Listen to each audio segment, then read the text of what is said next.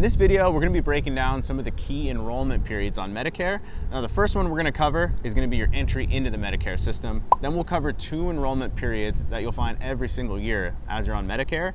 And then one last one we're going to touch on is state specific, but it's available here in the state of California. So make sure to stick around towards the end. The initial enrollment period. This is going to be your entry into the Medicare system. It's typically a 7-month window that Medicare will give you to enroll into original Medicare, the government portion of Medicare. So you're gonna have 3 months before you turn 65. You'll have the month you turn 65 and 3 months after you turn 65 to enroll into Medicare. And if you enroll within that window, you won't receive a penalty. So yes, Medicare does have penalties for Part B, which is your medical coverage, and also for Part D, which is your prescription drug coverage, if you sign up late. Now, contrary to popular belief, you can actually sign up for Medicare beyond the age of 65, but you do need to have credible coverage through your employer, and you need to not be required to sign up for Part B of Medicare. So if you do have employer coverage, make sure to ask your employer those 2 questions if you have credible coverage and you're not required to sign up for Part B of Medicare. Now let's talk about the annual enrollment period. People call it AEP. This is a window of time every single year where you're going to get the opportunity to make changes to your Medicare plan. You're not required to make changes, but you have the option to do so. And that window is from October 15th through December 7th every single year. You can make as many plan changes as you want during that time period. The last change you make for that period starts on the 1st of that following year. So why is it so important to do some research, to do a review, or maybe even change your plan every single year? Well, this is your opportunity to make sure the next year that your doctors are still in network with the plan, that your prescriptions are still a part of that plan's formulary, and that you're taking advantage of some of the extra areas of coverage that are available in your state or in your area. Now, another reason it's really important to do your research during the annual enrollment period, the insurance companies, they're all competing with each other. In October, every year, they're gonna release their new areas of coverage, their new plans. So you wanna make sure you do some research and find out if there's an area of coverage that specifically benefits you, see if that's available in your current plan or in a new plan that year. But make sure to get a review every single year. So now let's talk about the open enrollment period. The open enrollment period, it's another key period during the year that you're gonna wanna take advantage of. It's from January 1st through the end of March 31st.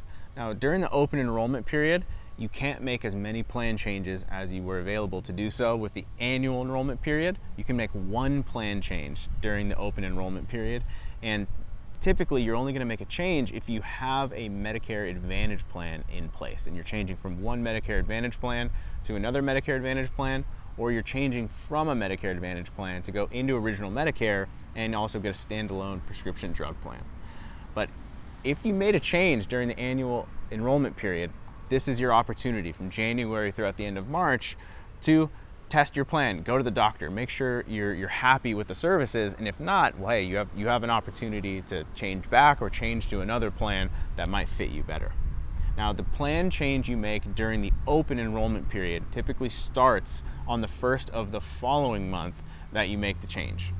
All right? And then after March, throughout the rest of the year, if you have a standalone prescription drug plan or a Medicare Advantage plan, after March 31st, you're gonna go into the lock-in period. So for the rest of the year, you're not gonna be able to make any plan changes unless you have what's called a special enrollment period. And that would just be special circumstances during the year that allow you to make a change mid-year or outside of a typical Medicare enrollment window.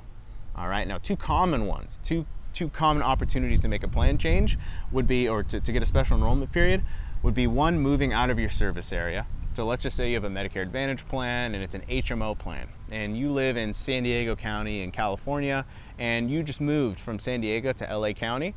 Well, now you're in a new service area. So you can actually make a plan change. Medicare is gonna give you a window of time that you can choose from any of the new plans available in that area that you move to. So that one you wanna remember, if you do move, you may have an opportunity to make a plan change.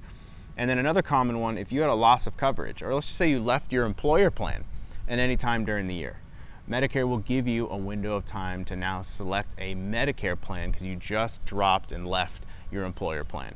All right, so now we're gonna talk about an often overlooked window of time that you can make plan changes. It's called the Medicare Birthday Rule. And that's a 60-day window that you will get in a specific state. So California has it. We'll have the rest of the states listed on the screen, but you're gonna get a 60-day window to change from one Medicare supplement insurance policy to another Medicare supplement insurance policy. Now, why is that so important?